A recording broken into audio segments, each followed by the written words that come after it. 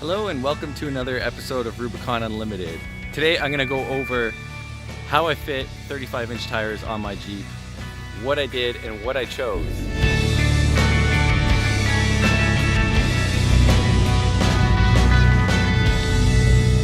Okay, so I decided on the BFGoodrich KO2s, and these are 315/70R17, and that's because I wanted to keep the factory rims. So when looking for brand new tires for my Jeep, I went with something that would be able to handle driving in the snow. As you can see, we get quite a bit of it here in Canada, so that was a huge thing for me. Now the KO2s do have the Snow Peak mountain symbol on them, which means they're good in the snow. So, you know, I had to go with these guys because that's super important.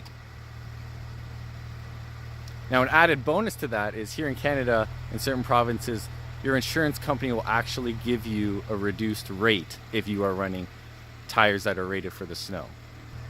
So my last tires were mud terrains, and arguably they could be better in deeper snow, but you know, because this is my commuter vehicle and I do a lot of driving in it, I wasn't totally off-road in those situations.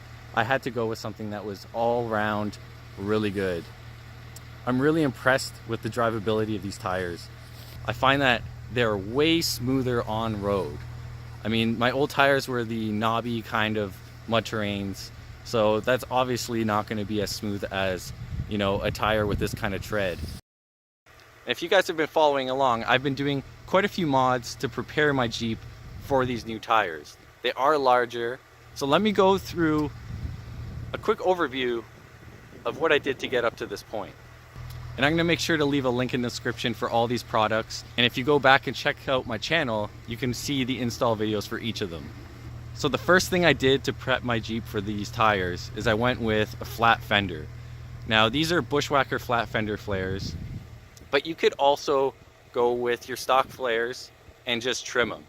I was looking for the extra clearance because I didn't want to lift my Jeep too tall. And when you can't lift your Jeep, you know, you're going to get rubbing if you don't change out your fenders. So that was step one. Step two was I went with a Teraflex leveling kit, and that pretty much gave me an inch and a half of extra clearance here. It also leveled out the Jeep and improved the ride quality quite a bit. Lastly, because of these factory rims, the back spacing was all wrong. There's no way I'd be able to fit these wider tires on the Jeep if I was using the factory back spacing. So I went with Centric hub-centric wheel spacers. These ones are 1 3/4 inches. Now with that wheel spacer, the stance is quite a bit wider, and I could have easily gotten away with using the 1.5 inch spacers. So that's something to consider when shopping around and, you know, potentially doing what I have decided to do with my Jeep. Now that about takes care of what I had to do hardware wise for the Jeep. Now when changing your tires, you know, there's one last thing, and that has to do with the software in the Jeep. So your Jeep is gonna think you have, you know, the factory tires that, you know, are 32 inches or whatever they are, and your speedometer won't know how to compute how fast you're going down the road. So I went with the Superchips Flashcal F5.